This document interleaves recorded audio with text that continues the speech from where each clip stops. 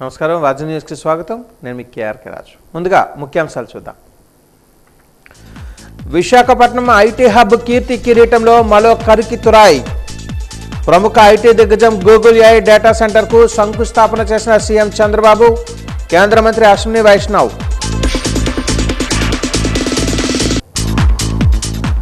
June 1వ దక్షిణ కోస్తా railway zone కార్యకలాపాల గెజెట్ నోటిఫికేషన్ విడుదల.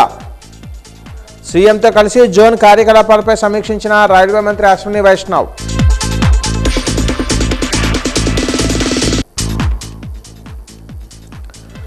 ఏయూ శతాబ్ది ఉత్సవాలలో తనకు అవమానం జరిగింది. ఈ ఘటనపై ప్రభుత్వం, అధికారులు క్షమాపణ చెప్పాలి.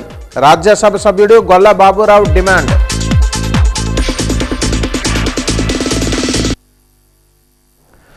తెలుగు ప్రజల ఆశాజ్యోతి పొట్టి శ్రీరాములు 125వ జయంతిని పురస్కరించుకొని పొట్టి శ్రీరాములు సేవా సంఘం ఆధ్వర్యంలో 10 అడుగుల విగ్రహాన్ని మాజీ డిప్యూటీ స్పీకర్ కోలగట్ల వీరభద్రస్వామి ఆవిష్కరించారు. ఈ కార్యక్రమంలో కోలగట్ల వీరభద్రస్వామి మాట్లాడుతూ ఆంధ్రుల ఆత్మ గౌరవం కోసం ప్రత్యేక రాష్ట్ర సాధన కోసం 58 రోజుల పాటు ఆమరణ నిరాహార దీక్ష చేపట్టి తన ప్రాణాన్ని పణంగా పెట్టిన మహోన్నత వ్యక్తి పొట్టి శ్రీరాములు అని కొనియాడారు. అటువంటి మహోన్నతమైన వ్యక్తి మన ఆర్యవైశ్యులలో పుట్టడం అదృష్టమని అన్నారు. నాడు ఆయన చేసిన పోరాటం ఫలితంగా నేడు ఫలాలను మనం పొందుతున్నామని తెలిపారు.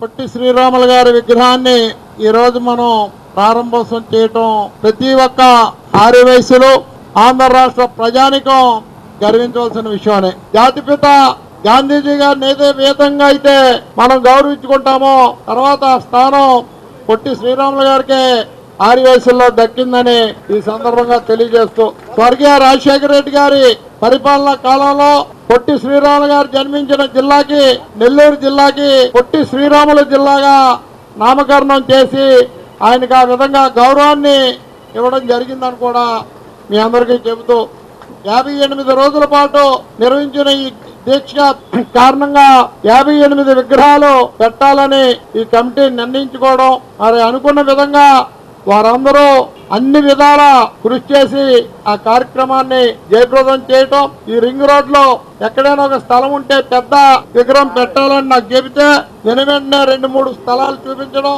అందులో ఇక్కడ నిర్మాణం చేయడం, దానికి అవసరమైన అధికారులందరితో మాట్లాడటం జరిగిందని కూడా ఈ సందర్భంగా మీకు తెలియజేస్తున్నాం. ఇది ఒకటే కాదు, మనకు అనేక ఆర్యవైశ్య సంఘాలు ఉన్నాయి. ఏ సంఘం మంచి కార్యక్రమం చేసినా మన అందరం కలిసికట్టుగా ఆ కార్యక్రమానికి సహకరించి జయప్రదం చేయాల్సిన అవసరం మనకుందని. జిల్లాలో క్రీడాకారులలో నైపుణ్యాన్ని వెలికి తీసేందుకు వేసవి సెలవులలో సరైన శిక్షణ అందించేందుకు ఈ ఏడాది 2026 వార్షిక శిక్షణ శిబిరాలను ఘనంగా నిర్వహిస్తున్నామని జిల్లా క్రీడాభివృద్ధి శాఖ అధికారి వెంకటేశ్వరరావు తెలిపారు. ఆయన వాజీవాన్తో మాట్లాడారు. గత ఏడాది కన్నా ఈసారి ఎక్కువగా 60 వేసవి శిక్షణ కేంద్రాలను ఏర్పాటు చేస్తున్నామన్నారు. శిక్షణ సమయంలో శిక్షణ ఇచ్చే కోచ్కి 2,000 రూపాయల గౌరవ వేతనం ఇస్తున్నామని తెలిపారు. క్రీడాకారులకు రోజుకి వారి డైట్ ఛార్జీల కోసం 6 రూపాయల చొప్పున 26 రోజుల పాటు ఇస్తామని అన్నారు. నాణ్యమైన సామగ్రిని జిల్లా క్రీడాభివృద్ధి శాఖ కొనుగోలు చేసి నేరుగా కోచ్లకు అందిస్తున్నామని ఆయన తెలిపారు. శిక్షణా శిబిరంలో సుమారు 30 మంది ఉండాలని అన్నారు. జిల్లాకి 60 క్యాంపులు sports authority of Andhra Pradesh sanction చేసింది. ఈ క్యాంప్స్ అన్నీ కూడా హై లెవెల్లో స్కూల్ ఎడ్యుకేషన్ డిపార్ట్మెంట్ SJFI వారితోనూ మరియు యూత్ వెల్ఫేర్ డిపార్ట్మెంట్ తోటి కోఆర్డినేట్ అయ్యి వాళ్ళ సహాయ సహకారాలు కూడా తీసుకుని ఈ క్యాంప్స్ అన్ని సక్సెస్ చేయవలసిందిగా మా పై అధికారులు, మా గౌరవ MD గారు మరియు స్టాఫ్ చైర్మన్ రవినాయుడు గారు ప్రత్యేక శ్రద్ధ తీసుకుని ఇవన్నీ కూడా డిజైన్ చేయడం జరిగింది. ఇదంతా కూడా గౌరవ కలెక్టర్ గారి ఆదేశాలతో మేము 1వ తారీఖు నుంచి ఈ క్యాంప్స్ని అలాట్ చేసి క్యాంప్ స్టార్ట్ చేయడానికి పూనుకున్నాము. దాదాపు 20 క్రీడా అంశాల్లో kho kho, kabaddi, volleyball, wrestling, athletics, water sports లాంటి క్రీడల్లో, ఇలా కరాటీ, బాక్సింగ్ వంటి క్రీడా అంశాల్లో దాదాపు 20 క్రీడా అంశాల్లో 60 క్రీడా శిక్షణ శిబిరాలు మేము జిల్లా మొత్తం కూడా ఇవ్వడం జరుగుతుంది. దీనికి క్రీడా శిక్షణ ఇచ్చిన పీడీలు కానీ, సీనియర్ క్రీడాకారులు కానీ, అసోసియేషన్ మెంబర్స్ ఎవరైనా ఉంటే వారికి 2,000 రూపాయలు రెమ్యునరేషన్ ఇవ్వడం జరుగుతుంది. శాంక్షన్ చేశారు ఆల్రెడీ. అదేవిధంగా ఈ సంవత్సరం ఎప్పుడూ లేని విధంగా క్రీడాకారులు మినిమం ఒక 30 మంది క్రీడా యాప్లో రిజిస్టర్ చేయమని అడుగుతున్నారు. ఆ 30 మందికి ఒక్కొక్కరికి ఒక రోజు ₹6 చొప్పున డైట్ ఛార్జెస్ అనేవి కూడా శాంక్షన్ చేయడం జరిగింది. ఇవి క్యాంప్స్ సక్రమంగా జరిగితే అవి ఒక మానిటరింగ్ క్రీడా యాప్ అనేది ఒకటి మాకు ఫెసిలిటీ కల్పించారు. దానిలో అప్లోడ్ చేసుకుని క్రీడాకారుల్ని పర్ఫెక్ట్గా జరుగుతున్న క్యాంపులకి ఈ నిధులన్నీ కూడా రిలీజ్ చేయమని చెప్పడం జరిగింది. విజయనగరంలోని ఉత్తరాంధ్ర కల్పవల్లి పైడితల్లి అమ్మవారి దేవర మహోత్సవం అంగరంగ వైభవంగా జరిగింది. అమ్మవారిని దర్శించుకోవడానికి భక్తులు బారులు తీరారు. వనం గుడి నుంచి పైడితల్లి అమ్మవారు 3 లాంతర్ల చదురుగుడికి చేరుకున్నారు. వేద మంత్రాల నడుమ వాయిద్యాలతో భారీ ఊరేగింపు నిర్వహించారు. నిన్న అర్ధరాత్రి పెద్ద చెరువులోని అమ్మవారి ప్రతిమను వెలికితీసి 3 లాంతర్ల వద్దనున్న బాలాలయంలో అమ్మవారి దర్శనమిచ్చారు. అమ్మవారికి ప్రత్యేక పూజలు నిర్వహించారు.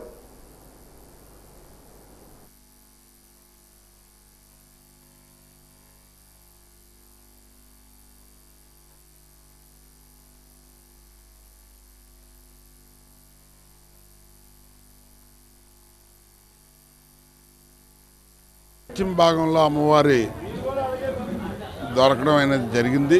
6 మాసాలు వనంగుడిలో 6 మాసాల్లో చదురుగుడిలో అమ్మవారిని తేడం జరుగుతుంది. తెచ్చేటప్పుడు దాన్ని దేవరావస్యం అంటారు. రోజు అమ్మవారికి పంచామృతసేకంతో వనంగుడిలో ప్రారంభమయ్యి ఒకంపేటలో చదువు దగ్గర ఘటాలు తర్వాత ఉత్సవ విగ్రహం పెట్టడం జరిగింది.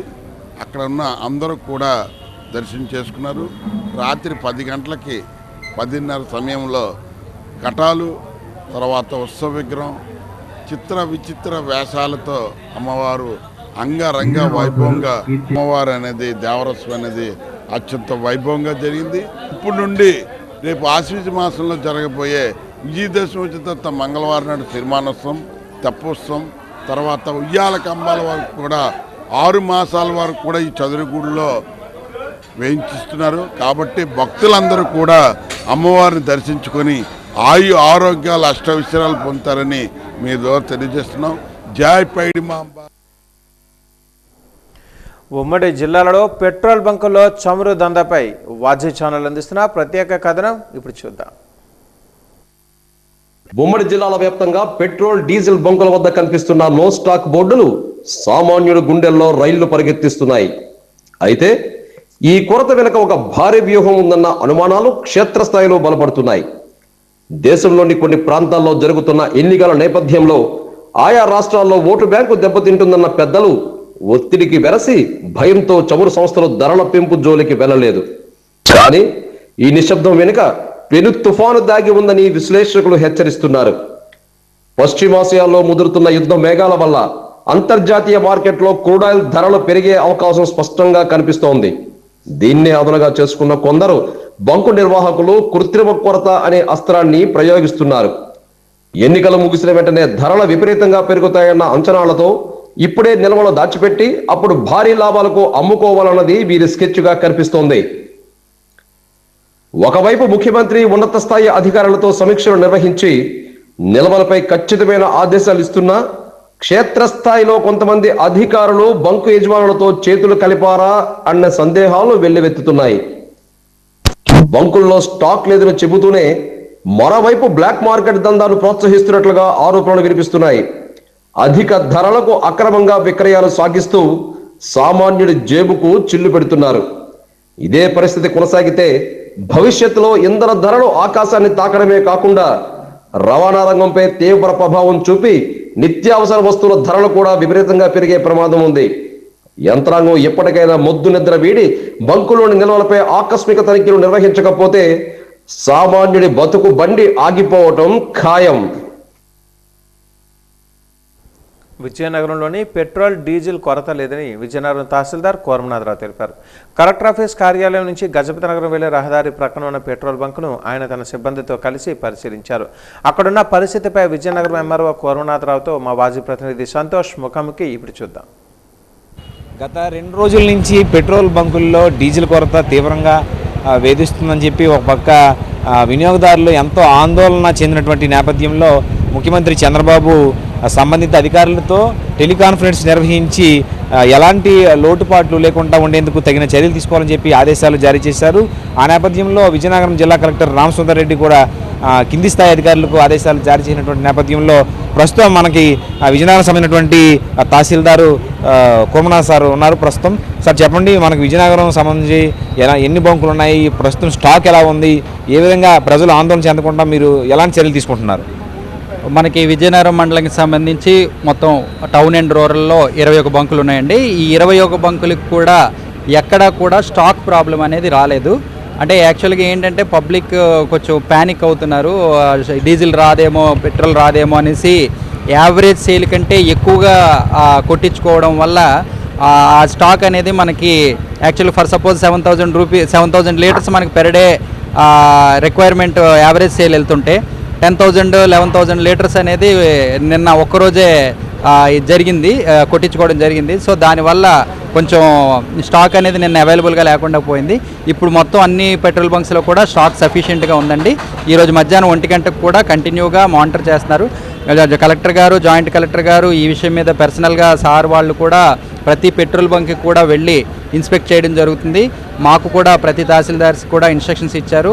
ప్రతి పెట్రోల్ బంక్ దగ్గర కూడా మేము VROస్ని రౌండ్ ది క్లాక్ డ్యూటీస్ వేసాము. దీనికి ఏంటంటే ఎవరి కూడా లూజ్ అనేది ఎవరికి ఇవ్వడం జరిగింది, డబ్బాలతో కానీ క్యాన్లతో కానీ ఎవరిని కూడా తీసుకెళ్లకుండా VRO వాళ్ళు కంట్రోల్ చేస్తున్నారు. అటువంటివి ఏం జరగకుండా, మిస్యూజ్ అవ్వకుండా, అంటే బయటికి తీసుకెళ్ళి బ్లాక్లో అమ్ముకోవడాలు ఇలాంటివి ఏం జరగకుండా VROస్ని డిప్యూట్ చేసాము. 24/7 వాళ్ళు కంటిన్యూస్గా వాచింగ్లో ఉంటారండి. కేవలము డీలర్స్ కృత్రిమ కొరత ఏర్పాటు చేసి అంటే వాళ్ళు కాసులు దండుకోవడానికే ఇది జరిగిందని చెప్పి ఒక పక్క ఆరోపణ అయితే ఉంది సార్. దీంట్లో ఎంత వాస్తవం ఉందంటారు? అసలు ఏమైనా జరుగుతుందా, అసలు లోటు ఏమైనా ఉందా, ఏంటి సార్ సఫిషియెంట్గా ఉందా ఆయిల్? అలాంటిది ఏం లేదండి, ఇది కృత్రిమ కొరత సృష్టించడం కాదు. నేను చెప్పాను కదా ఇంతకు ముందరే, యాక్చువల్గా ఒరిజినల్గా డిమాండ్ సప్లై సిస్టమ్ అన్నమాట. అంటే డిమాండ్ ఎక్కువైపోయింది. ఒరిజినల్ యావరేజ్ సేల్ కంటే ఎక్కువగా జనాలు వచ్చి కొట్టించుకోవడం వల్ల సప్లై అనేది వాళ్ళు యాక్చువల్గా 3,000 లీటర్స్ సప్లై చేసేవారు. ఒకేసారి 7,000 లీటర్స్ ఒక రోజులో అయిపోవడంతో వాళ్ళు సప్లై అనేది చేయలేదు. సో దానివల్ల వచ్చింది. ఇప్పుడు దానికి తగ్గట్టు అనుగుణంగా సప్లై కూడా ఎక్కువ చేయడం జరుగుతుంది.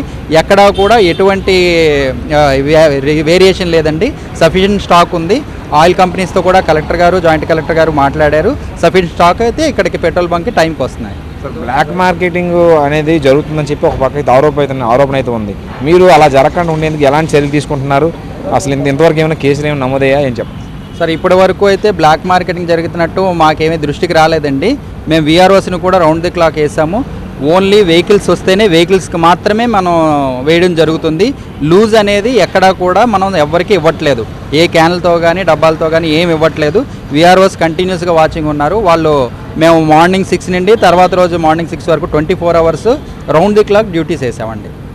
అయితే మరొక అంటే ఈ కలెక్టర్ ఆఫీస్కు పక్కన ఉన్నటువంటి గజపతి నగరం రోడ్లో ఉన్నటువంటి పెట్రోల్ బంకు యజమాని మన పక్కనే ఉన్నారు, రైలుకు సంబంధించినటువంటి.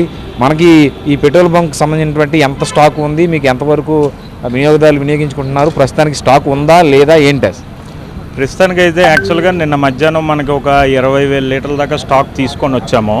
కాకపోతే ఈ ప్యానిక్ బయింగ్ వల్ల రోజుకి మేము 5,000 లీటర్లు పెట్రోల్ డీజిల్ కలిపి అమ్ముతాం జనరల్గా నార్మల్ టైమ్స్లో. ఈ ప్యానిక్ బయింగ్ వల్ల 3 రెట్లు అదనం అయిపోయింది. నిన్న మధ్యాహ్నం నుంచి ఈ రోజు వరకు ఇప్పటి వరకు చూసుకుంటే ఓ 15,000 లీటర్లు 20,000 లీటర్ల దాకా మా సేల్ అవ్వడం, స్టాక్స్ అనేవి బాగా లో లెవెల్కి వచ్చాయి. కానీ డిపార్ట్మెంట్ కూడా ఎవ్రీ 1 అవర్కి మానిటర్ చేస్తున్నారు. సేల్స్ ఎలాగున్నాయి, మీరు ఇండెంట్ పెట్టారా లేదా, ఇండెంట్ ఎంతవరకు వచ్చింది లేదు అన్నది కూడా వాళ్ళు చాలా క్లీన్గా అబ్జర్వ్ చేసి మనకు సపోర్ట్ చేస్తున్నారు. కాబట్టి ఒక 1 అవర్ 2 అవర్స్ వరకు ఉన్న స్టాక్ మనకు వస్తుంది. ఇమీడియట్గా అన్లోడ్ అయిపోయిన తర్వాత మళ్ళీ యాజ్ ఇట్ ఈజ్ నార్మల్, ఏం ప్రాబ్లం ఏమి ఉండదు. క్యాన్లకు కానీ బాటిల్ కానీ లేదు, అసలు క్యాన్స్ కానీ బాటిల్స్ కానీ అసలు ఇవ్వట్లేదు. మరీ ఎమర్జెన్సీ హాస్పిటల్స్కి లేకపోతే ఏ ఆపరేషన్ పర్పస్ లేకపోతే మన నెట్వర్క్ సెల్ టవర్స్కి గట్టా ఏమైనా ప్రాబ్లం వస్తే వాళ్ళ దగ్గర ఒక రిప్రజెంటేషన్ తీసుకొని వాళ్ళకి 30 లీటర్సో 50 లీటర్సో సప్లై చేస్తున్నాం. ఇది దీనికి సంబంధించినటువంటి సమాచారం. అయితే ప్రస్తుతానికైతే మాత్రం ఎలాంటి కొరత లేదు, స్టాక్స్ కూడా అన్ని లెవెల్స్ కూడా మేము దగ్గరుండి మరి చూస్తున్నామని చెప్పి ఒక పక్క తహసీల్దార్ చెప్తున్నారు. వీడియో జర్నలిస్ట్ రవితో సంతోష్, వాజీ న్యూస్, విజయనగరం నుంచి. పూసుపాటి రేఖ మండలం పేరాపురం జంక్షన్ వద్ద జరిగిన రోడ్డు ప్రమాదంలో 4 వ్యక్తులు మృతి చెందారు. విజయనగరం జిల్లా పూసుపాటి రేఖ మండలం పేరాపురం వద్ద ఘోర రోడ్డు ప్రమాదం జరిగింది. శ్రీకాకుళం వైపు నుంచి విశాఖపట్నం వైపు వెళుతున్న సియాజ్ కారు జాతీయ రహదారిపై ఆగి ఉన్న లారీని ఢీకొట్టడంతో ఈ ప్రమాదం జరిగింది. ఈ ఘటనలో రోడ్డుపై ఉన్న 2 వ్యక్తులు, కారులో ఉన్న మరొక వ్యక్తి అక్కడికక్కడే మృతి చెందారు. కారులో ఉన్న మరో 3కి తీవ్ర గాయాలయ్యాయి. గాయపడిన వారిని విజయనగరం ఆసుపత్రికి తరలించారు. ప్రమాద బాధితులలో ఒకరు బొబ్బిలి మండలం పిరిడికి చెందిన వ్యక్తిగా పోలీసులు గుర్తించారు. గాయపడిన వారి నుంచి వివరాలు రాబడతామని జిల్లా ఎస్పీ ఏఆర్ దామోదర్ మీడియాకి తెలియజేశారు. ప్రమాద ఘటన సీసీ కెమెరా రికార్డును బట్టి కారు అధిక వేగంతో దూసుకొని వచ్చి లారీని ఢీకొట్టడం వల్లే ప్రమాదం జరిగిందని ప్రాథమిక నిర్ధారణకు వచ్చారు.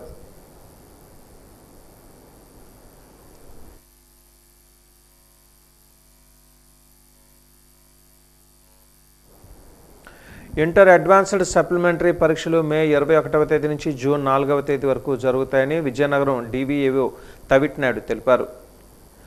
వాజీవంతో ఆయన మాట్లాడుతూ సప్లిమెంటరీ పరీక్షలకు హాజరయ్యే విద్యార్థులు పరీక్ష ఫీజు ఎటువంటి అపరాధ రుసుము లేకుండా ఈ నెల 30వ తేదీలోపు చెల్లించవచ్చని అన్నారు. పరీక్షలు 2 పూటలా నిర్వహిస్తామని, ఉదయం మొదటి సంవత్సరం విద్యార్థులకి, మధ్యాహ్నం ఇంటర్ ద్వితీయ సంవత్సరం విద్యార్థులకు పరీక్షలు నిర్వహించడం జరుగుతుందని ఆయన స్పష్టం చేశారు.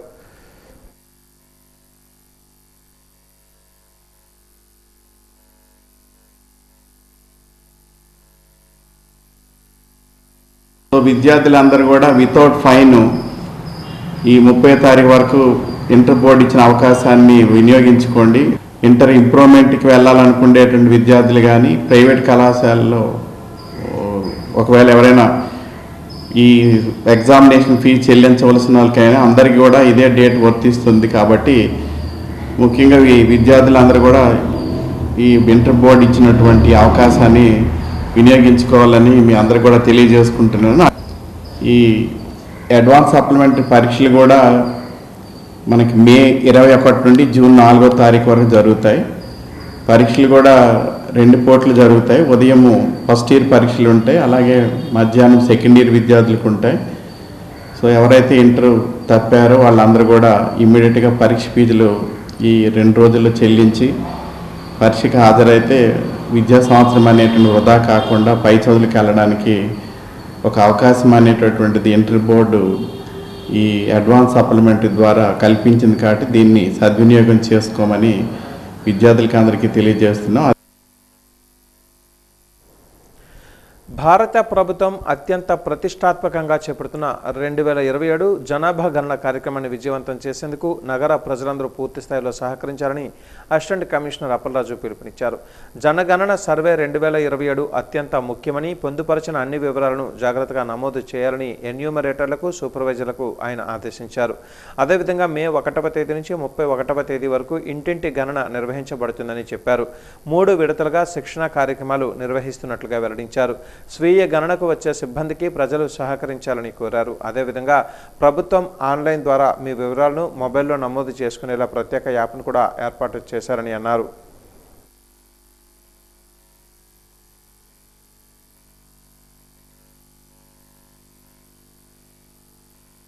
సెన్సస్ 2027 మనకి దేశవ్యాప్తంగా ప్రతి 10 సంవత్సరాలకు ఒకసారి వచ్చే సెన్సస్ యాక్చువల్గా 2011లో లాస్ట్ సార్ మనం చేసుకున్నాం, 2021లో చేయవలసి ఉంది. అయితే కరోనా కారణంగా అనివార్య కారణాల వల్ల అదే వాయిదా పడుతూ మరి ఈ సంవత్సరంకి మనం దానికి సిద్ధమవుతున్నాం. రేపు మే 1 నుండి మా సచివాలయ సిబ్బంది, మా నగరపాలక సంస్థ ఇండోర్ మరియు అవుట్డోర్ సిబ్బంది అందరూ కూడా ఎన్యూమరేటర్లుగా, సూపర్వైజర్లుగా మీ యొక్క ఇండ్లకు వచ్చి ఈ సెన్సస్ జనాభా గణనకు సంబంధించిన వివరాలు అడుగుతారు. అందరూ కూడా దయచేసి సహకరించి చెయ్యాలి. ముఖ్యంగా రేపు 1వ తారీఖు నుంచి ముందు ఇండ్ల జాబితా, ఇండ్లను ముందు సర్వే చేస్తారు. ఇక ఆ ఇండ్లలో ఉండి నివసించే తాలూకా జనాభా, వారి తాలూకా అవన్నీ కూడా నెక్స్ట్ ఇయర్ ఫిబ్రవరి 27 ఫిబ్రవరిలో చేస్తారు. ఇప్పుడు మాత్రం మనకి మన టౌన్లో, మన వార్డులో, మన వీధిలో, మన ఏరియాలో ఉన్న ప్రతి ఇంటిని కూడా మనం లెక్కల్లోకి తీసుకొని రావాలి. అదే మనకు ఇండ్ల గణన మాట. జిల్లాలో పెట్రోల్ డీజిల్ కొరత ఉన్నట్టుగా వస్తున్న వదంతులను ప్రజలు నమ్మవద్దని జాయింట్ కలెక్టర్ సేతుమాధవన్ తెలిపారు. కలెక్టరేట్లోని ఆయన కార్యాలయంలో వాజువాన్ న్యూస్తో మాట్లాడారు. జిల్లాలో మొత్తం 134 పెట్రోల్ బంక్ అవుట్లెట్లు ఉన్నాయని తెలిపారు. అందులో 4 బంకులు తాత్కాలికంగా డ్రై అవుట్ అయినప్పటికీ ఈరోజు స్టాక్ చేరుకుందని చెప్పారు. జిల్లాలో రోజువారీన సగటున 713.2 కిలోలీటర్ల డీజిల్, 442 కిలోలీటర్ల పెట్రోల్ డిమాండ్ ఉంటుందని వెల్లడించారు. ప్రస్తుతం జిల్లాలో డీజిల్, పెట్రోల్ నిల్వలు ఉన్నాయని, ఇవి సుమారు అవసరాలకు సరిపోతాయని పేర్కొన్నారు.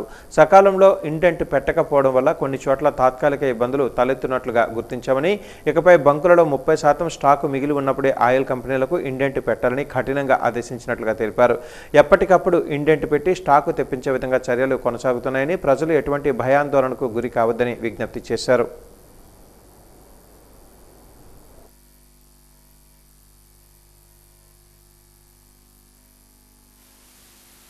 విజయనగరం జిల్లాలో మరి ముఖ్యంగా ఈ 2 రోజుగా డీజిల్ కొరత ఉందని చెప్పి, డీజిల్ పెట్రోల్ కొరత ఉందని చెప్పి చాలా న్యూస్ స్ప్రెడ్ అవుతుంది. దీనికి సంబంధించి ప్రభుత్వ వారి ఆదేశం మేరగా, జిల్లా కలెక్టర్ వారి ఆదేశం మేరగా మేము కంటిన్యూస్ మానిటరింగ్ చేయడం కూడా జరుగుతుంది. దీని ముఖ్య అప్డేట్ ఏంటంటే, కొరత అయితే ప్రజెంట్ మన దగ్గర ఏం లేవు. మన జిల్లాకు వచ్చేటప్పటికి 125 పెట్రోల్ బంక్స్ ఉన్నాయి. అవన్నిట్లో కూడా మేము కంటిన్యూస్ మానిటరింగ్ సిస్టమేటిక్ మెకానిజం ఒకటి పెట్టాము. ప్రతి బంక్కి ఒక విఆర్ఓని, ఒక ఆర్ఐని, తహసీల్దార్ అండ్ ఆల్సో మన ఎస్ఓని కూడా పెట్టడం జరిగింది. మన వాళ్ళు అందరూ కూడా ఒకే రోజు ఎక్కువ పర్టికులర్ టైంలో వెళ్ళడం వల్ల వాళ్ళకి ఆ సిట్యుయేషన్ అరైజ్ అవ్వాల్సిన అవసరం వచ్చింది. ఇవాళ కూడా రిపోర్ట్ అయిన ఆ 8 సచ్ కండిషన్స్లో ఉన్న పెట్రోల్ బంక్లో కూడా మనం విలావరిగా డీటెయిల్గా మార్నింగ్ నుంచి జరగడం జరిగింది. వాళ్ళ బంక్ ఓనర్స్తో, అక్కడ ఉన్న సూపర్వైజర్స్తో కూడా మాట్లాడాము. మన సిఎస్డిటీలు అందరూ కూడా ఫీల్డ్లో ఉన్నారు. నేను ఇప్పుడు కూడా ఒక 3 అవర్స్గా ఫీల్డ్ విజిట్ చేసి వచ్చాను. అందులో మాకు తెలిసింది ఏంటంటే, ఆ 8లో కూడా 5 అయితే ఆల్రెడీ రిసీవ్ అయిపోయినాయి. నేను ఉండగా అక్కడ లోడ్ అయితే రిసీవ్ చేసుకోవడం కూడా జరిగింది. నేను అందరికీ వెళ్ళాలని ఆ ఒక్క ఉద్దేశంతో మేము కంటిన్యూస్ సప్లై చేసుకుంటూ 24/7 అవైలబుల్ ఉన్నట్టు చూస్తున్నాము. సో దయచేసి ప్లానింగ్, బుకింగ్ ఒకేసారిగా వెళ్ళి ఎక్కువ క్వాంటిటీ తీసుకోకండి.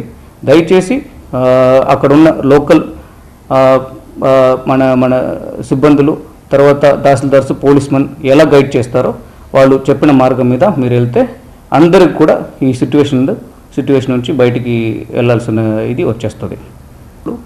ప్రతి నాజిల్ ఉంటుంది, వాళ్ళు పెట్రోల్ వేస్తారు కదా, అవి నాజిల్ అనమాట. ఆ నాజిల్కి ప్రతి నాజిల్ కూడా డేటా ఉంటుంది. వాళ్ళు ఎంతవరకు ఇస్తున్నారు, క్లోజ్ చేసేటప్పుడు, ఓపెన్ చేసినప్పుడు ఆ డేటా అనేది రికార్డ్ అవుతుంది. లాస్ట్ 2 days చూశాను.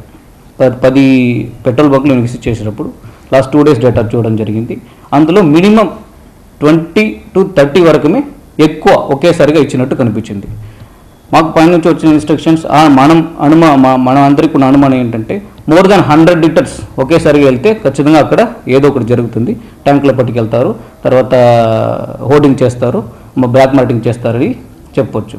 అలాంటివి ఏం కనపడలేదు. సో అందుకే నేను ఇవాళ మార్నింగ్ కూడా మన వాళ్ళందరికీ కూడా ఇన్స్ట్రక్షన్స్ ఇచ్చేటప్పుడు ఆ నాజిల్ డేటాను కూడా చూడమని చెప్పాము. అవన్నీ రీడ్ చేయమన్నాము. ఇమీడియట్గా లేట్ అవర్స్లో, ఎర్లీ మార్నింగ్ టైంలో ఎక్కువ ఉంటే అది ఖచ్చితంగా వాళ్ళ మీద యాక్షన్ తీసుకోవడం కూడా జరుగుతుంది. ఇమీడియట్గా వాళ్ళకి షోకాస్ ఇచ్చేసి లైసెన్స్ క్యాన్సిల్ చేయడానికి కూడా, ఫామ్ బి లైసెన్స్ ఒకటి ఉంటుంది, అది ఫామ్ బి లైసెన్స్ క్యాన్సిల్ చేయడానికి కూడా మేము సిద్ధంగా ఉన్నాం.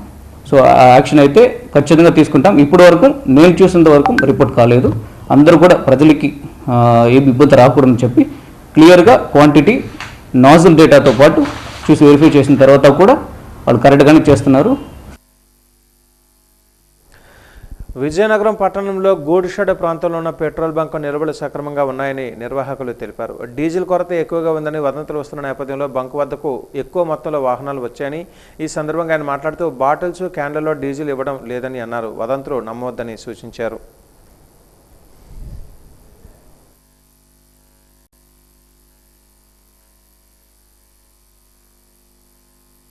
మన బంకు ఎస్బిటి మార్కెట్ పరిసరాల్లో ఉంది. అయితే మన దగ్గర అయితే స్టాక్ ఇప్పుడు ప్రాబ్లం లేదు సార్. మనకి ఇక్కడ మార్నింగ్ 11,000 ఉంది ఎంఎస్, డీజిల్ 9,000 ఉంది సార్. అయితే ఈ సాధారణంగా మనకి ఒక రోజులో 4,000 పెట్రోలు, 1,500 డీజిల్ సేల్ ఉంటుంది సార్ ఒక రోజులో.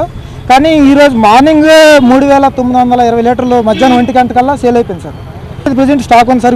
ఇప్పుడే ప్రజెంట్ 995 9,000 లీటర్ల పెట్రోల్ వచ్చింది. అలాగే 5,000 లీటర్ల డీజిల్ పంపించారు సార్. సో మన దగ్గర అయితే స్టాక్ కొరత లేదు. కానీ ఇంత జనం వచ్చిన తర్వాత ఈ జనానికి అంటే ఇది ఎంత పెరుగుతుందో మాకు అర్థం కావడం లేదు. అంటే ఎంత అంటే నాకు తెలిసి ఒక ట్రిపుల్ అవుతుంది సార్. ఒక రోజులో అవ్వాల్సింది 3 రోజులు సేలు 10 రోజులు అయిపోతుంది. అలా ఉంది. సో దీనికి మనం ఎలా నివారణ చర్యలు చేపట్టాలి ఏంటనేది నేను చెప్పలేను సార్. ఎందుకంటే మా వరకు మేము కష్టపడుతున్నాం సార్. మనకి ట్యాంకర్ వచ్చింది, మనం సఫిషియెంట్గా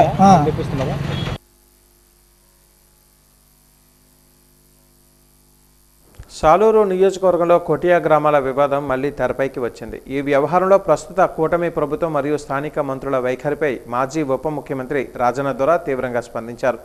ఒడిశా ప్రభుత్వం కొటియా గ్రామాలలో పెత్తనం చెలాయిస్తున్నా మన రాష్ట్ర ప్రభుత్వం మౌనంగా ఉండడం సిగ్గుచేటని ఆయన విమర్శించారు. పార్వతీపురం, మన్యం జిల్లా సాలూరు నియోజకవర్గంలోని కొటియా గ్రామాలు ఎప్పుడూ వివాదాస్పదంగానే ఉన్నాయని అన్నారు. అయితే గత వైసీపీ ప్రభుత్వ హయాంలో కొటియా అభివృద్ధికి మరియు అక్కడ గిరిజనుల రక్షణకు తాము ఎంతో కృషి చేశామని మాజీ డిప్యూటీ సీఎం రాజన్న దొర గుర్తు చేశారు. ఈరోజు ఆయన విలేకరులతో మాట్లాడుతూ కూటమి ప్రభుత్వం అధికారంలోకి వచ్చిన తర్వాత కొటియా గ్రామాలపై పట్టు కోల్పోయిందని ఆవేదన వ్యక్తం చేశారు. జిల్లా ఉన్న పార్వతీపురం గిరిజనులు ఎక్కువ ఉన్న జిల్లా అంటే అంత గిరిజనులని కాదు. అక్కడ నేను చెప్పేది పేదలు ఎక్కువ మంది ఉన్నారని అర్థం. పేదలు ఎక్కువ మంది ఉంటారని ఎక్కడి నుంచో వచ్చే సరుకులన్నీ ట్రాన్స్పోర్టేషన్ రావాలి. అక్కడ నుంచి వచ్చే ట్రాన్స్పోర్ట్ ఛార్జెస్లన్నీ పెరిగిపోతాయి. బ్లాక్ మార్కెట్ అయిపోతుంది. వచ్చిన సరుకులు కూడా బ్లాక్ మార్కెట్ అయినప్పుడు సరుకులు ధరలు ఆటోమేటిక్ పెరిగిపోతుంది. కాబట్టి ప్రభుత్వం ఆ రోజు యూరియా కింద ఇంత నిర్లక్ష్యంగా ఉన్నారు. ఈరోజు పెట్రోల్కి అయితేనేమి, డీజిల్కి అయితేనేమి, ఎల్పిజి గ్యాస్కి అయితేనేమి మనం చూస్తున్నాం. మనటి వాడికి మనం కూడా అదే ఊరుకున్నాం. కానీ పక్క రాష్ట్రాలకు లేకపోతే అది వేరే కదా. పక్క రాష్ట్రాలు బాగానే సంతోషంగా ఉన్నారు కదా. అందువల్ల ఇప్పటికైనా ప్రభుత్వం కళ్ళు తెరవాలి. ముఖ్యమంత్రి కఠినమైన నిర్ణయాలు తీసుకోవాలి. ప్రభుత్వం ఇక్కడ ఉండేది, అక్కడ ఉన్నది కూటమి ప్రభుత్వమే.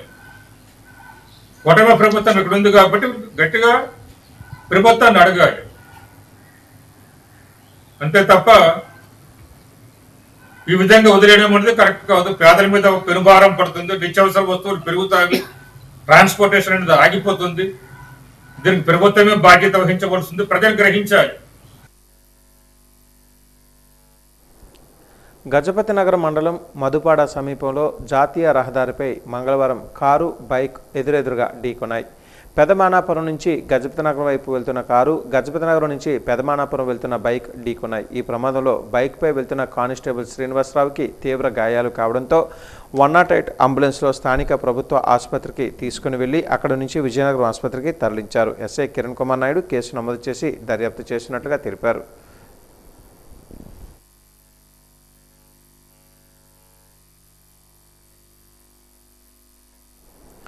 జిల్లాలో ఇంధన కొరత తీవ్రంగా వేధిస్తోందని జిల్లా కాంగ్రెస్ కమిటీ అధ్యక్షులు మురిపి విద్యాసాగర్ ఆరోపించారు. జిల్లా కాంగ్రెస్ పార్టీ కార్యాలయంలో మీడియా సమావేశాన్ని నిర్వహించారు. రాష్ట్రంలో కూటమి ప్రభుత్వం పెట్రోలు, డీజిల్ విషయంలో రాష్ట్ర ప్రజలను మభ్యపెడుతూ అధికారులతో తప్పుడు ప్రకటనలు ఇప్పిస్తున్నారని అన్నారు.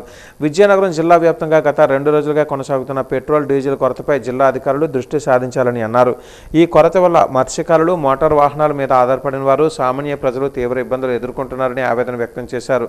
ప్రస్తుతం జిల్లాలో అనేక పెట్రోల్ బంకులలో నో స్టాక్ బోర్డులు కనిపిస్తూ ఉండగా తెరిచి ఉన్న బంకుల వద్ద వాహనదారులు గంటల తరబడి క్యూలో నిలబడాల్సి వస్తుందని ఆవేదన వ్యక్తం చేశారు. ఈ కార్యక్రమంలో శ్రీనివాసరావు, షరీఫ్, అనిల్, ఐశ్వర్య తదితరులు పాల్గొన్నారు.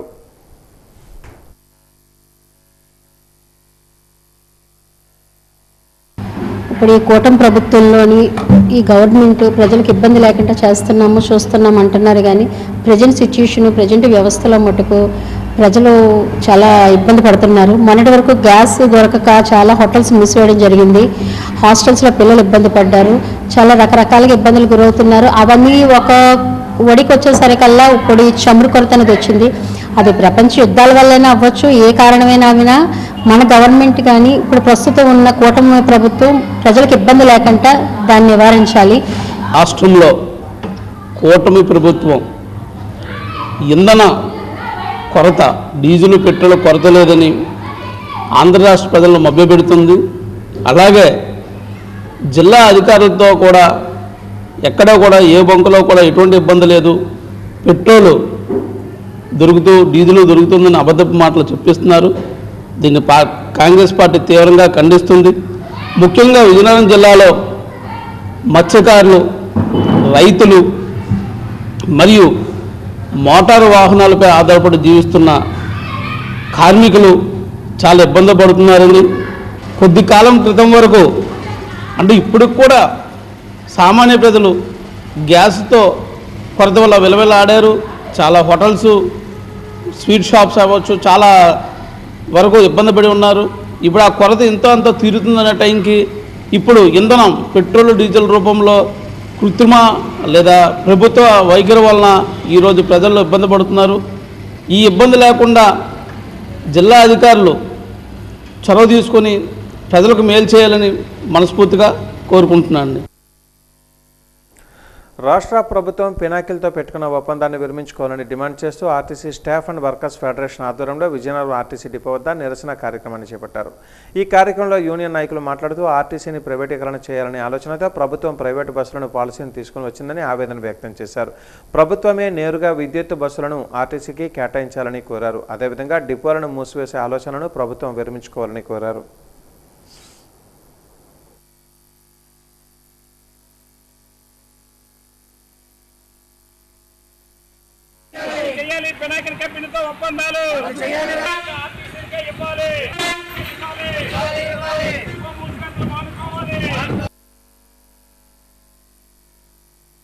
రోజు విద్యుత్ బస్సుల నిర్వహణ ఆర్టీసీకే ఇవ్వాలని నిరసన కార్యక్రమం చేపట్టడం జరిగింది. కేంద్ర ప్రభుత్వం 2029 నాటికి మొత్తం విద్యుత్ బస్సులే నడపాలని జీవో నెంబర్ 88 తీసుకొచ్చింది. విద్యుత్ బస్సుల నిర్వహణ అంతా ప్రైవేటు వాళ్ళకే ఇస్తే ఆర్టీసీలో డ్రైవర్లు, కండక్టర్లు, మెకానికులు మిగులుగా తేల్చబడతారు. మెకానికులకు ఛార్జీలు పెరుగుతాయి, ప్రమాదాలు పెరిగే అవకాశాలు ఉన్నాయి. అందువల్ల ఆర్టీసీ ద్వారా విద్యుత్ బస్సుల నిర్వహణ జరిగితే ఎస్సీ, ఎస్టీ, బీసీలకు రిజర్వేషన్లు అమలు జరుగుతాయి, నిరుద్యోగులకు ఉద్యోగాలు వస్తాయి, గౌరవ రాష్ట్ర ప్రభుత్వానికి మంచి పేరు వస్తుంది. రాష్ట్ర వ్యాప్తంగా కూడా అన్ని డిప్యూటీఓ కార్యాలయాల దగ్గర ఎస్డబ్ల్యూఎఫ్ ఆధ్వర్యంలో నిరసన ధర్నా జరుగుతుంది. ప్రధానమైన డిమాండ్ ఏంటంటే ఆర్టీసీలోకి నేరుగా విద్యుత్ బస్సులు వస్తున్నాయి, ప్రైవేట్ కంపెనీలు. మేము ఆర్టీసీకి నేరుగా విద్యుత్ బస్సులు ఇవ్వాలని చెప్పేసి, అలాగే విద్యుత్ బస్సులకు ఏవైతే పినాకిల్తో ఒప్పందం చేసుకుందో ఆ ఒప్పందం రద్దు చేయాలని చెప్పేసి మేము డిమాండ్ చేస్తున్నాం.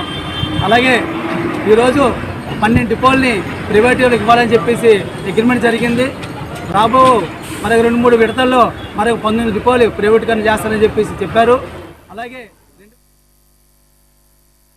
దళితులలో అత్యంత వెనుకబడ్డ ఎస్సీ రెల్లి కులస్తుల అభ్యున్నతికి కూటమి ప్రభుత్వం రెల్లి కార్పొరేషన్ ఏర్పాటు చేయాలని రాష్ట్ర రెల్లి కుల సంక్షేమ సంఘం డిమాండ్ చేసింది. ఈ మేరకు సంఘం రాష్ట్ర ప్రధాన కార్యదర్శి ఇసుకపల్లి వెంకటేశ్వరరావు డాబా గార్డెన్స్ విజిఎఫ్ ప్రెస్ క్లబ్లో మీడియా సమావేశంలో మాట్లాడారు. కూటమి ప్రభుత్వం అధికారంలోకి వచ్చి 2 ఏళ్లైనా కానీ నేటికి రెల్లి కార్పొరేషన్ ఏర్పాటు చేయకపోవడం బాధాకరమని అన్నారు.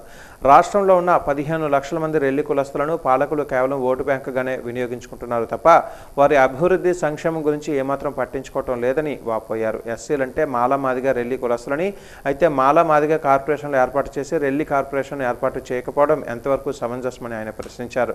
రెల్లి కార్పొరేషన్ ఏర్పాటు చేసి చైర్మన్ను నియమించడం ద్వారా రెల్లి కులస్తులకు న్యాయం చేయాలని విజ్ఞప్తి చేశారు. సమావేశంలో రాష్ట్ర రెల్లి కుల సంక్షేమ సంఘం జిల్లా నాయకులు ఆకుల మాలతి, నీలాపు ప్రకాష్ తదితరులు పాల్గొన్నారు.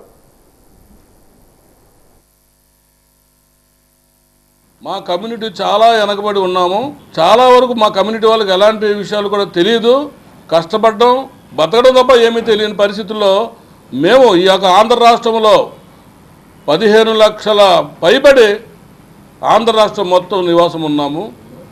మా రెల్లి కులస్తులు ఎలక్షన్ వస్తే అవగాహన లేక ఓట్లు వేయడానికే తప్ప మా అవకాశాలు ఇది మాకు కావాల్సింది అని చెప్పేసి అడిగే అవగాహన కూడా లేని పరిస్థితుల్లో అన్ని కులాల వారు ఈ రాష్ట్రంలో, ఈ సమాజంలో రాజకీయంగా, ఆర్థికంగా అన్ని రకాలుగా డెవలప్ అవుతూ ఉన్నారు. అందులో భాగంగా కూటమి ప్రభుత్వానికి మొన్న జరిగిన ఎలక్షన్లో మా రెల్లి జాతి, రెల్లి ఉపకులాల జాతి మొత్తం కూడా కూటమి ప్రభుత్వానికి ఎంతో సపోర్ట్ చేశాము. అందులో భాగంగా నేటికి కూటమి ప్రభుత్వం మరి పదవి బాధ్యతలు తీసుకొని 2 సంవత్సరాలు పైబడుతున్నా కూడా ప్రతి సామాజిక వర్గానికి చెందిన ప్రతి జాతికి కూడా మరి కార్పొరేషన్ చైర్మన్ పదవులు కల్పించి ఉన్నారు. మరి 2 సంవత్సరాల కాల పరిమితి అయినప్పటికీ కూడా మా మాల సోదరులకు మా మాదిగ సోదరులకు కూడా రెల్లి కార్పొరేషన్ పదవులు కల్పించారు. కానీ మా రెల్లి జాతికి దళితులము వెనకబడ్డ రెల్లి కులస్తులం మేము. మరి మా రెల్లి జాతి ఎస్సీలో ఉన్నా కూడా మా కోసం ఈ కూటమి ప్రభుత్వం ఈ రోజు వరకు కూడా ఆలోచన చేయలేదు. ఆంధ్ర విశ్వ కళా పరిషత్ 100ఏళ్ల వేడుకలలో వేదికపైకి ఆహ్వానించకుండా తనను అవమానపరిచిన ఉపకులపతి ఆచార్య జిపి రాజశేఖర్ క్షమాపణ చెప్పాలని రాజ్యసభ సభ్యులు గొల్లబాబురావు డిమాండ్ చేశారు. మద్దెలపాలెం వైసీపీ కార్యాలయంలో ఆయన మీడియా సమావేశంలో మాట్లాడారు. శతాబ్ది వేడుకలకు ఆహ్వానించి తనను అవమానించడం తగదని అన్నారు. వీసీ వెంటనే ఈ తప్పిదానికి సరియైన వివరణ ఇవ్వాలని, లేకుంటే వర్సిటీ అడ్మిన్ భవనం ముందు ఆందోళనకు దిగుతామని హెచ్చరించారు. వైసీపీ విశాఖ జిల్లా అధ్యక్షులు కేకే రాజు మాట్లాడుతూ ఏయూ శతవసంత వేడుక వివక్ష చేతకానితనం స్పష్టంగా కనిపించాయని అన్నారు. అందుకు విద్యావంతుడు, మేధావి, విశేష రాజకీయ అనుభవం కలిగిన ఏయూ స్థితిగతులు, చరిత్ర గురించి క్షుణ్ణంగా తెలిసిన రాజ్యసభ సభ్యులు గొల్లబాబురావుని అవమానించడమే నిదర్శనమని పేర్కొన్నారు. ఏయూ వీసీ రాజశేఖర్ గీతం వర్సిటీ సీఈఓగా వ్యవహరిస్తున్న తీరు మార్చుకోవాలని హితవు పలికారు. ఎంపీ బాబురావు పట్ల వీసీ రాజశేఖర్ తీరును ఖండిస్తున్నామని అన్నారు. గౌరవమైనటువంటి ఈ యొక్క అధికారులు లేకపోతే వీసీలు మీరు ఇక ఏ రకంగా మరి పిల్లలకు ఏ చదువులు చెప్తారో ఒకసారి ఆలోచించండి. ఆ మొత్తం అంతా జనం కూడా చూడండి. కనీసం 2-3 వేల మంది జనం కూడా లేరు. స్టూడెంట్స్ తీసుకొచ్చి డ్వాక్రా సంఘాలను తీసుకొచ్చి మీరు కూర్చోబెట్టి మీటింగ్ చేస్తున్నారు. నిజంగా ఆంధ్ర యూనివర్సిటీ సెంటనరీ సెలబ్రేషన్స్ అంటే కొన్ని వేల మంది జనం, ఆఖరికి అక్కడ చదువుకున్నటువంటి ఎన్నో పెద్ద పెద్ద పోస్టులు ఉన్న వాళ్ళందరూ కూడా వచ్చి వాళ్ళు సత్కరించాలి.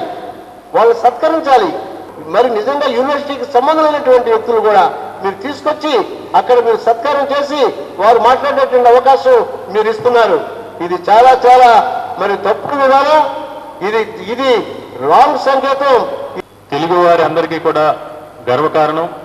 ఈ దేశానికి, ఈ ప్రపంచానికి ఎందరో మేధావుల్ని, విద్యావేత్తల్ని, సంఘ సంస్కర్తల్ని, సమాజానికి ఉపయోగపడే వేలాది మందిని ఈ దేశానికి అందించిన అత్యంత ప్రతిష్టాత్మకమైన ఆంధ్ర యూనివర్సిటీ 100వ వసంత ఉత్సవాల సందర్భంగా యూనివర్సిటీలో జరుగుతున్న పరిణామాలన్నీ కూడా మనందరూ కూడా మీడియా మిత్రులందరికీ కూడా తెలుసు. అడుగు అడుగునా కూడా రాజకీయ కోణం.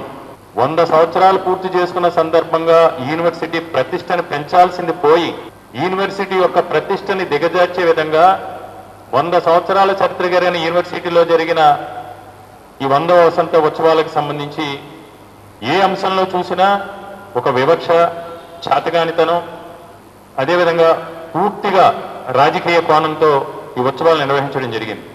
అందులో భాగంగా ఒక విద్యావేత్త, విద్యావంతుడు, ఉన్నతమైన ప్రభుత్వ సర్వీసుల్లో పనిచేసి 3 సార్లు ఎమ్మెల్యేగా, ఒక రాజ్యసభ సభ్యుడిగా ఈరోజు ఆంధ్రప్రదేశ్ సంబంధించిన సమస్యలు కానీ, ప్రజల వాణిని కానీ నిజాయితీగా, నిష్పక్షపాతంగా ఈరోజు రాజ్యసభలో గొంతెత్తి చాడుతున్న గౌరవనీయ శ్రీ రాజ్యసభ సభ్యులు శ్రీ గొల్లబాబురావు గారిని నిన్న ఈ 100వ ఉత్సవానికి వాళ్ళు ఆహ్వానించి ఆయన వేదిక మీద పిలవకుండా యూనివర్సిటీ వారు వ్యవహరించిన తీరుని తీవ్రంగా ఖండిస్తున్నాం. ఐద్వా విశాఖ జిల్లా కమిటీ ఆధ్వర్యంలో డాబా గార్డెన్స్ అల్లూరి విజ్ఞాన కేంద్రంలో మహిళా రిజర్వేషన్ అమలుపై సదస్సు జరిగింది. ఐద్వా జిల్లా అధ్యక్షురాలు ఆర్ఎస్ మాధవి అధ్యక్షత జరిగిన ఈ సదస్సులో ఐద్వా జాతీయ నాయకురాలు ఎస్ పుణ్యవతి ముఖ్య అతిథిగా పాల్గొని మాట్లాడారు. చట్టసభలలో మహిళలకు 33% రిజర్వేషన్లు కల్పించే చట్టం 2023లో ఆమోదం పొందినప్పటికీ దాని అమలును డీలిమిటేషన్ జనగణనతో ముడిపెట్టి మోడీ ప్రభుత్వం కావాలని ఉద్దేశపూర్వకంగా జాప్యం చేస్తుందని ఆరోపించారు. మహిళా రిజర్వేషన్లపై బీజేపీ ప్రభుత్వ వైఖరిని ఖండించారు. మహిళల హక్కులపై మాటల్లో మద్దతు తెలుపుతూ కార్యాచరణలో మాత్రం వెనుకడుగు వేస్తున్న కేంద్ర ప్రభుత్వ ద్వంద్వ వైఖరి స్పష్టంగా బయటపడుతోందని తెలిపారు. ఎన్నికల సమయంలో మహిళల ఓట్ల కోసం ఆకర్షణీయ హామీలు ఇస్తూ అధికారంలోకి వచ్చాక మహిళల రాజకీయ ప్రాతినిధ్యాన్ని పెంచే కీలక నిర్ణయాల అమలు చేయకుండా నిలిపివేయడం ప్రజాస్వామ్యానికి విరుద్ధమని అన్నారు. మహిళా సాధికారత పట్ల చిత్తశుద్ధి ఉంటే బేషరతుగా మహిళా రిజర్వేషన్లు అమలు చేయాలని డిమాండ్ చేశారు. ప్రచారాలు చేస్తున్నది వాళ్లే. వాస్తవానికి 2023లో పార్లమెంట్లో పెట్టిన దాన్ని అమలు చేయడానికి ఎవరు అడ్డం పడ్డారని మేము అడుగుతున్నాం.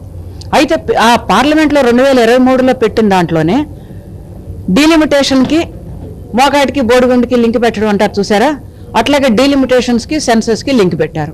మరి డీలిమిటేషన్కి సెన్సెస్కి లింక్ పెట్టిన తర్వాత మళ్ళా రిజర్వేషన్లు ఎట్లా అమలు జరుగుతుంది? ఈ డీలిమిటేషన్ ఎప్పుడు జరిగాను, సెన్సెస్ ఎప్పుడు జరిగాను, దీని మీద పెద్ద రాజకీయ చర్చ జరగాల్సిన అవసరం అంటే ఈ రకంగా లింకులు పెట్టడం ద్వారా పరోక్షంగా మహిళా రిజర్వేషన్ని మోడీ ప్రభుత్వమే అడ్డుకుంటాంది అనేది అర్థమవుతుంది. ఇది ఒక వాస్తవం అయితే, రెండోది 2010లోనే అప్పుడు యూపీఏ ప్రభుత్వం రాజ్యసభలో బిల్లును పెట్టింది. మరి 2014లో మోడీ ప్రభుత్వం అధికారంలోకి వచ్చిన తర్వాత లోక్సభలో పెట్టి ఆ తర్వాత రాజ్యసభలో పెట్టి ఎందుకు బిల్లుని పాస్ చేయించలేదు అని చెప్పేసి మేము అడుగుతున్నాం. ఈ 12 ఏళ్ల కాలంలో ఎవరు అడ్డం పడ్డారని చెప్పేసి మేము అడుగుతున్నాం. అధికారంలో ఉన్నది మీరు కాదా అని చెప్పేసి మేము అడుగుతున్నాం. ఎప్పుడో 1996లో ప్రముఖ పార్లమెంటేరియన్ కమ్యూనిస్ట్ నాయకురాలు గీతా ముఖర్జీ సారథ్యంలో ఒక జాయింట్ పార్లమెంటరీ కమిటీ ఏర్పడింది. జాయింట్ పార్లమెంటరీ కమిటీ 33% రిజర్వేషన్లు అమలు జరపాలని చెప్పేసి పార్లమెంట్ కి సబ్మిట్ చేసింది. అప్పటి నుంచి ఇప్పటికీ కూడా ఏంటనంటే అది అట్లా మూలుగుతా ఉన్నది. అందుకని ఎవరో కారణం అన్నట్టుగా మోడీ ప్రభుత్వం ఇంకెవరినో నిందించడం సబబు కాదు. ఇప్పటికైనా కానీ డీలిమిట్. విశాఖలో ప్రముఖ ఐటీ దిగ్గజం గూగుల్ ఏఐ డేటా సెంటర్కు శంకుస్థాపన జరిగింది. ఆనందపురం మండలం తర్లువాడలో కేంద్ర మంత్రి అశ్విని వైష్ణవ్తో కలిసి సీఎం చంద్రబాబు శంకుస్థాపన చేశారు. దాదాపు 1.35 లక్షల కోట్ల పెట్టుబడితో గూగుల్ ఈ డేటా సెంటర్ను నిర్మించనుంది.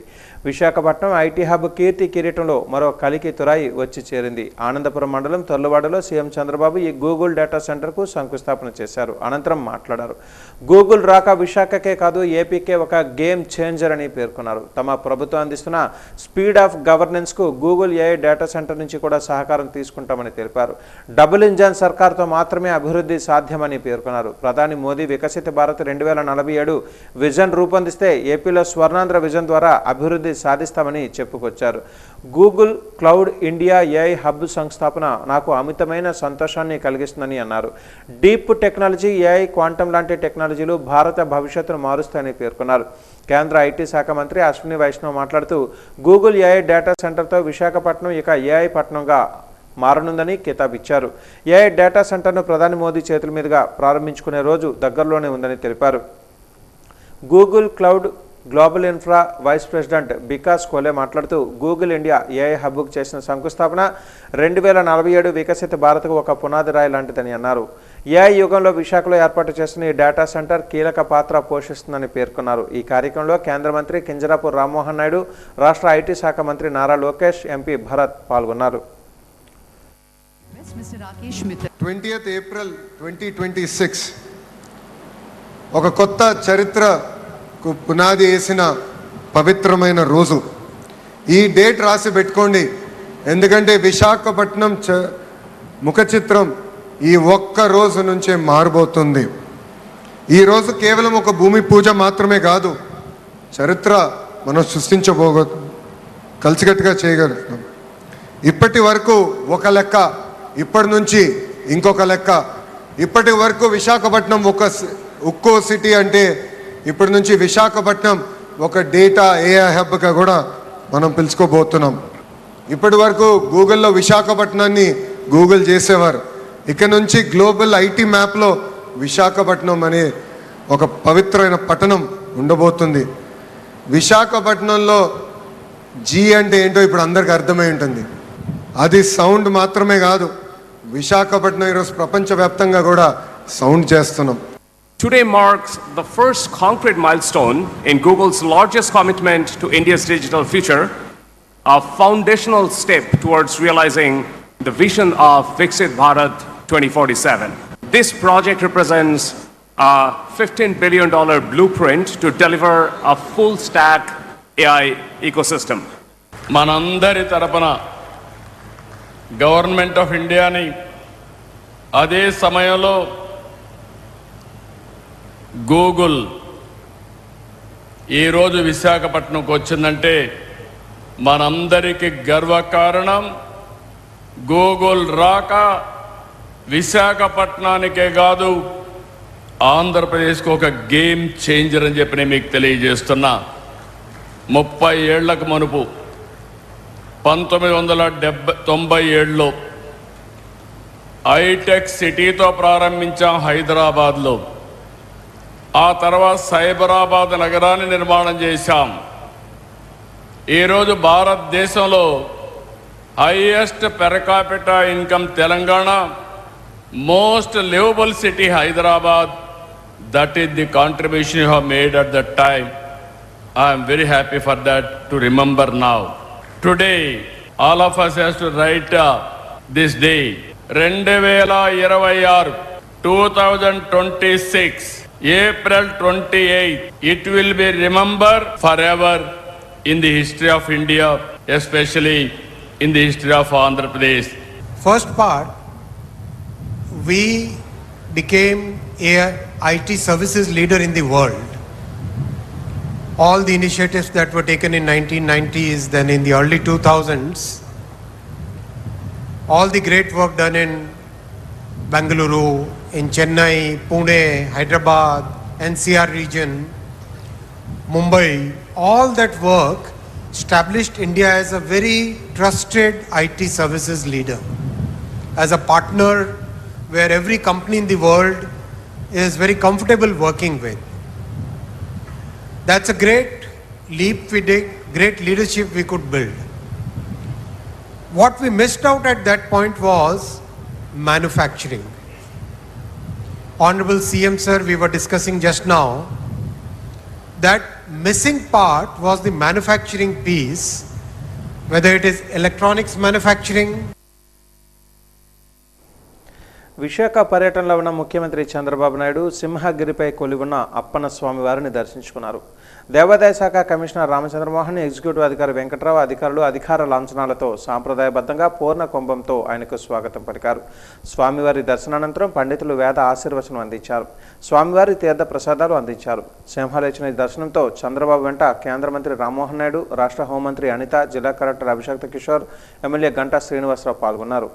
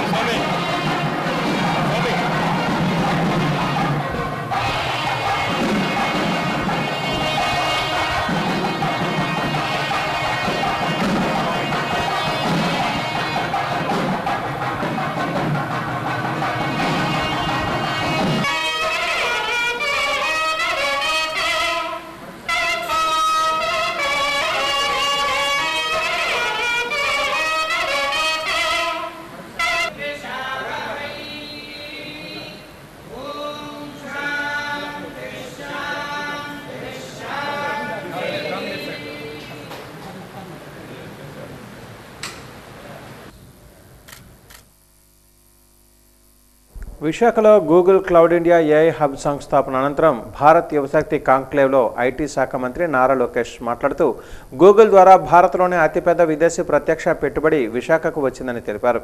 ఈ డేటా సెంటర్ ఏర్పాట్లో అదానీ కన్స్ట్రక్షన్స్, ఎయిర్టెల్, నెక్స్ట్రా సంస్థలు సహకరించాయని, ప్రాజెక్టుకు భూములు అందించిన రైతులు, యువతకు ప్రత్యేక కృతజ్ఞతలు తెలియజేశారు. 2026 ఏప్రిల్ 28 నుంచి విశాఖలో గూగుల్ డేటా సెంటర్ చరిత్ర సృష్టిస్తుందని పేర్కొంటూ ఉక్కు నగరంగా పేరుగాంచిన విశాఖ ఇక డేటా సిటీగా మారబోతుందని అన్నారు. ఏఐ డేటా సెంటర్ ద్వారా విశాఖ గ్లోబల్ ఐటీ మ్యాప్లో స్థానం సంపాదించిందని ఆయన వ్యాఖ్యానించారు.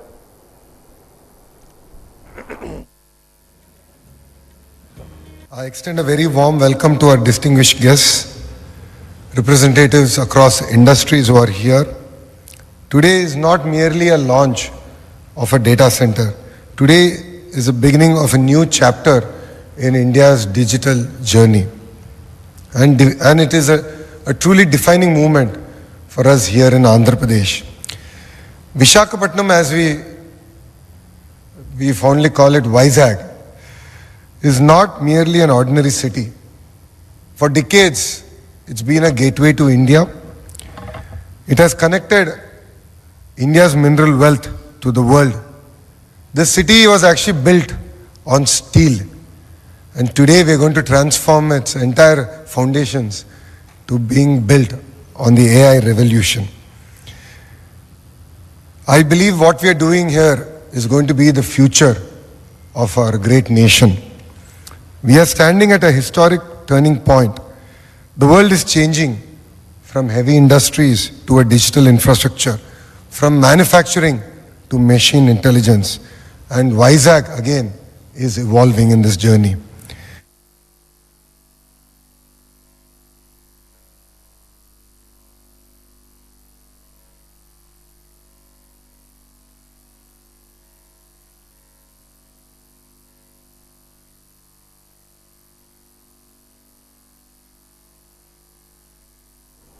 విశాఖ పర్యటనలో ఉన్న ముఖ్యమంత్రి చంద్రబాబు నాయుడు సింహాలజిని దర్శనం అనంతరం సిరిపురంలోని విఎంఆర్డీఏ డెక్కకు చేరుకున్నారు. అందులో తాత్కాలికంగా ఏర్పాటు చేసిన దక్షిణ కోస్తా రైల్వే జోన్ కార్యాలయాన్ని రైల్వే శాఖ మంత్రి అశ్విని వైష్ణవ్తో కలిసి సందర్శించారు. అనంతరం కొత్త జోన్ కార్యకలాపాలు, రాష్ట్రంలో రైల్వే ప్రాజెక్టుల పురోగతిపై ఆ శాఖ ఉన్నతాధికారులతో సమీక్షించారు. ఈ సమావేశంలో కేంద్ర మంత్రి రామ్మోహన్ నాయుడు, ఎంపీ భరత్, టీడీపీ రాష్ట్ర అధ్యక్షులు పల్లా శ్రీనివాసరావు, దక్షిణ మధ్య, తూర్పు, దక్షిణ కోస్తా రైల్వే జోన్ల ఉన్నతాధికారులు, స్థానిక ప్రజాప్రతినిధులు పాల్గొన్నారు. అనంతరం పల్లా శ్రీనివాసరావు సమావేశం వివరాలు మీడియాకు వెల్లడించారు. సీఎం విజ్ఞప్తి మేరకు జూన్ 1వ తేదీ నుంచి దక్షిణ కోస్తా రైల్వే జోన్ కార్యకలాపాలు ప్రారంభించేలా గెజెట్ నోటిఫికేషన్ విడుదలకు రైల్వే మంత్రి అశ్విని వైష్ణవ్ హామీ ఇచ్చారని తెలిపారు.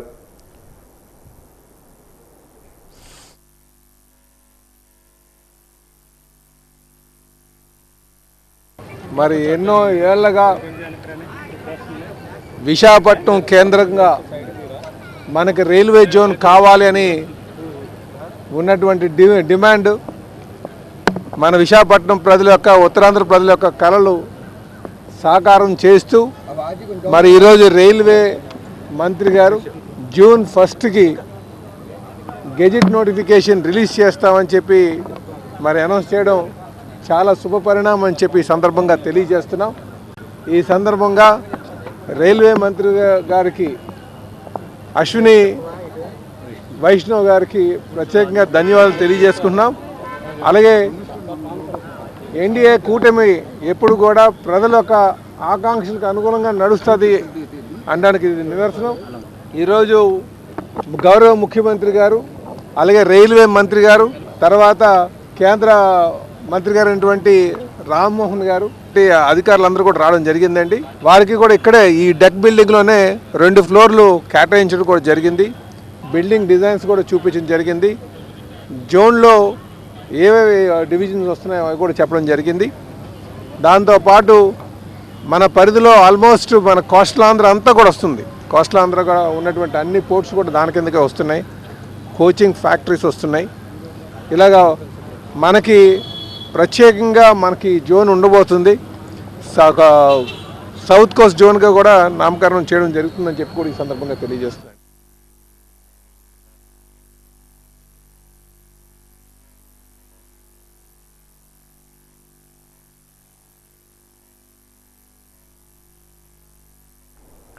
విశాఖలో గూగుల్ డేటా సెంటర్ను ప్రారంభించడానికి వైఎస్ఆర్సీపీ స్వాగతిస్తుందని మాజీ మంత్రి గుడివాడ అమర్నాథ్ తెలిపారు. ఈ మేరకు మద్దెలపాలెం పార్టీ కార్యాలయంలో నిర్వహించిన విలేకరుల సమావేశంలో అమర్నాథ్ మాట్లాడుతూ 2021లోనే డేటా సెంటర్కు ప్రతిపాదన చేసిందే తామేనని గుర్తు చేశారు.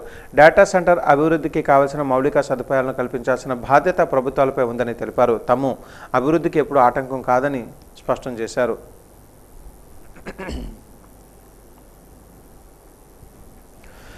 సందర్భంలో ముందుగా దీన్ని వైఎస్ఆర్ కాంగ్రెస్ పార్టీ తరఫున గతంలో మా నాయకుడు జగన్మోహన్ రెడ్డి గారు దీనికి సంబంధించిన ఇచ్చినటువంటి ప్రజలను ఉద్దేశించి మాట్లాడినటువంటి విషయాల్ని మరొకసారి ఈ సందర్భంగా గుర్తు చేస్తూ, ఆ రోజు గతంలో అదానీకి సంబంధించి విశాఖపట్నం కేంద్రంగా దాదాపు 134 ఎకరాలు భూమిని కేటాయిస్తూ డాటా సెంటర్ ఏర్పాటుకు సంబంధించి వారికి కావాల్సినటువంటి అన్ని సౌకర్యాలు కల్పిస్తూ, దాంతోపాటు ఎంప్లాయ్మెంట్ జనరేషన్కి సంబంధించినటువంటి కమిట్మెంట్ కూడా వారి దగ్గర నుంచి తీసుకొని వేసినటువంటి పునాదు ఆ రోజు తర్వాత దానికి సంబంధించి సబ్మెరైన్ సీ కేబుల్ సింగపూర్ నుంచి తీసుకురావాలన్నటువంటిది, తద్వారా విశాఖపట్నాన్ని భారతదేశంలో ఉన్నటువంటి ఈస్ట్ కోస్ట్కి విశాఖపట్నాన్ని డాటా సెంటర్ హబ్గా చేయాలనేటువంటి ప్రతిపాదన 2020-21 నుంచి జరుగుతున్నటువంటి సందర్భాన్ని కూడా గతంలో జగన్మోహన్ రెడ్డి గారు వారి పత్రికా సమావేశంలో చెప్పినటువంటి విషయాన్ని కూడా ఈ సందర్భంగా గుర్తు చేస్తూ ఉన్నాం. అవన్నీ కూడా కార్యరూపం దాల్చి ఈరోజు అదానితో పాటు గూగుల్ అలాగే ఎయిర్టెల్ 3 కూడా కలిసి రైడెన్ ఇన్ఫోటెక్ సంస్థ ద్వారా 1 గిగావాట్ డేటా సెంటర్ని విశాఖపట్నంలో ఏర్పాటు చేస్తూ దానికి సంబంధించినటువంటి శంకుస్థాపన కార్యక్రమం ఈరోజు జరిగింది. వారికి 3 సంస్థలకు కూడా హృదయపూర్వకంగా అభినందనలు తెలియజేస్తూ దాన్ని స్వాగతిస్తూ ఈరోజు ఆ కార్యక్రమంలో సహజంగా ప్రజలు ముఖ్యంగా ఆంధ్రప్రదేశ్ రాష్ట్రంలో ఉన్నటువంటి నిరుద్యోగ యువత కానీ ముఖ్యంగా ఈ ప్రాంతంలో ఉన్నటువంటి ప్రజానికం కానీ ప్రభుత్వం నుంచి కొన్ని ప్రకటనలు వస్తాయి లేదా ఆ సంస్థల నుంచి కొన్ని ప్రకటనలు వస్తాయి అని చెప్పి చాలామంది ఎదురు చూశారు. దాంతోపాటు ప్రధాన ప్రతిపక్షంగా వైఎస్ఆర్ కాంగ్రెస్ పార్టీ కూడా గత నుంచి ఏదైతే దీని మీద చర్చ జరుగుతూ ఉందో అందులో భాగంగా జాబ్ క్రియేషన్ మీద, ఎందుకంటే 1,35,000 కోట్ల రూపాయలు పెట్టుబడులు, ప్రభుత్వం దాదాపు 600 ఎకరాలు భూమిని ఇస్తూ ఉంది. దాంతోపాటు 22,000 కోట్ల రూపాయలు ఇన్సెంటివ్స్ ఈ సంస్థకి ఇస్తూ ఉంది. విజయనగరం జిల్లా ఏపీయూడబ్ల్యూజే అడ్హాక్ కమిటీని ఈరోజు నియమించడం జరిగింది. యూనియన్ మహాసభ జరిగే వరకు ఈ కమిటీ అన్ని బాధ్యతలు చేపడుతుంది. Senior journalist Elisetti Suresh committee చైర్మన్గా, వి మహాపాత్ర కో చైర్మన్గా ఎంపికయ్యారు. వీరందరి సమిష్టి కృషితో మహాసభ నిర్వహించబడుతుంది. రాష్ట్ర డిప్యూటీ జనరల్ సెక్రటరీ శివప్రసాద్ ఆధ్వర్యంలో నిర్వహించిన ఈ కార్యక్రమంలో రాష్ట్ర కార్యవర్గ సభ్యులు ఎంఎస్ఎన్ రాజు, సంక్షేమ సంఘం అధ్యక్షులు లింగాల నరసింహరావు తదితరులు పాల్గొన్నారు.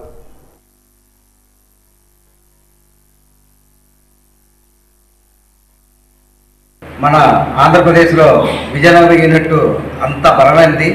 ఎందుకంటే మనం విజయవాడ ఐజేఏ యూనియన్ ప్లీనరీ సమావేశానికి వెళ్ళాం. ఆ సమావేశానికి అత్యధిక యూనియన్ సభ్యులు వెళ్ళింది మన జిల్లానంటే. ప్రధానంగా అక్కడికి వెళ్ళిన తర్వాత మన యూనియన్కి ఇచ్చిన గౌరవం ఇవన్నీ కూడా చాలా సంతోషం అనిపించింది. నెక్స్ట్ ఏంటంటే 2030 నాటికి అత్యంత కీలకమైన పదవుల్లో మన జిల్లాకు సంబంధించే ప్రాతినిధ్యం కూడా వస్తుంది. అందువల్ల మనందరం కూడా సమిష్టిగా ఉండాలి. మన యూనియన్ కూడా ఎన్నిదనంగా ఉండి యూనియన్ ఇచ్చిన అన్ని కార్యక్రమాల్లో కూడా పాల్గొని విజయవంతం చేయాలని నేను కోరుతున్నాను. నాయకులకు శిక్షణ శిబిరం అంటే అది కొత్తగా మీకు అనిపించవచ్చు. ఇది టీఓటీ అంటే ట్రైనర్స్ ఆఫ్ ది ట్రైనింగ్. మనం ఇక్కడ ఏం మాట్లాడుకుంటామో మన సోదరులకి ఇక్కడ బాబు మనకి ఏదైనా ఒక ప్రోగ్రామ్ ఇచ్చినట్లయితే రాష్ట్ర కమిటీ జిల్లా కమిటీకి ఇస్తారు.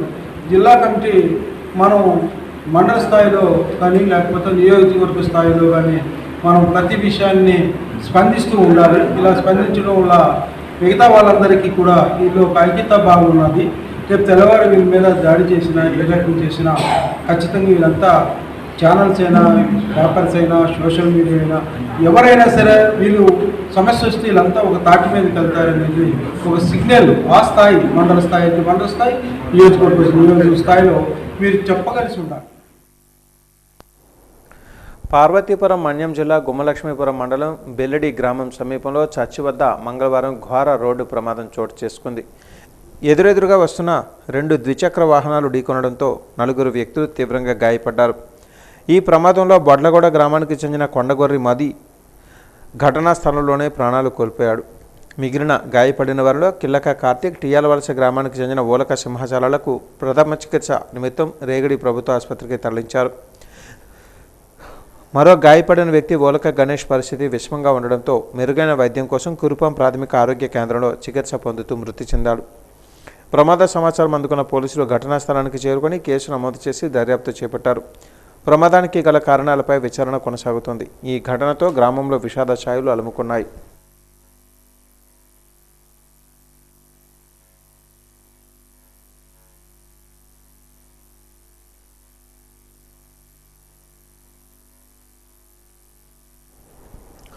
బొబ్బిలి నియోజకవర్గంలో 12 గ్రామాలు మరియు గొల్లపల్లి గ్రామ ఇలవేల్పైన శ్రీ శ్రీ శ్రీ దాడితల్లి అమ్మవారు మరియు పాతబొబ్బిలి గ్రామ ఇలవేల్పు శ్రీ శ్రీ శ్రీ సరేపోలమ్మ అమ్మవారు సిరిమానులను ఈరోజు సాయంత్రం మాజీ మంత్రి, AP forest development corporation chairman RVSK Rangarao alias సుజయనాయన, శాసనసభ్యులు ఆర్వీఎస్కే రంగారావు ఎలియాస్ బాబీనాయన దర్శించుకోవడం జరిగింది.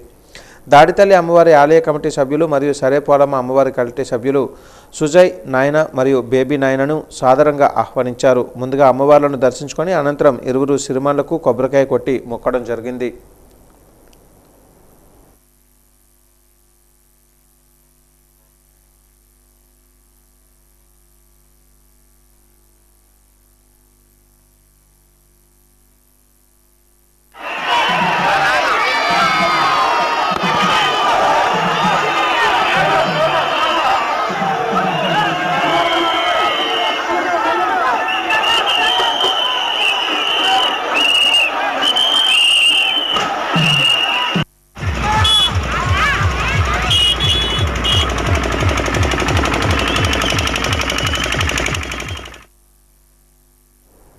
వాజన్ న్యూస్ ముగించే ముందు ముఖ్యాంశాలు మరొకసారి. విశాఖపట్నం ఐటీ హబ్ కీర్తి కిరీటంలో మరో కలికి తురాయి. ప్రముఖ ఐటీ దిగ్గజం గూగుల్ ఏఐ డేటా సెంటర్కు శంకుస్థాపన చేసిన సీఎం చంద్రబాబు, కేంద్ర మంత్రి అశ్విని వైష్ణవ్. జూన్ 1న దక్షిణ కోస్తా రైల్వే జోన్ కార్యకలాపాల గెజెట్ నోటిఫికేషన్ విడుదల. సీఎంతో కలిసి జోన్ కార్యకలాపాలపై సమీక్షించిన రైల్వే మంత్రి అశ్విని వైష్ణవ్.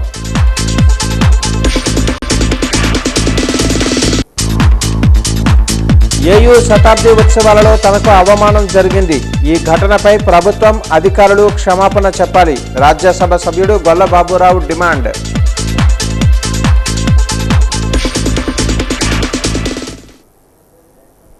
వాజీ న్యూస్ ఇంతటితో సమాప్తం. నమస్కారం.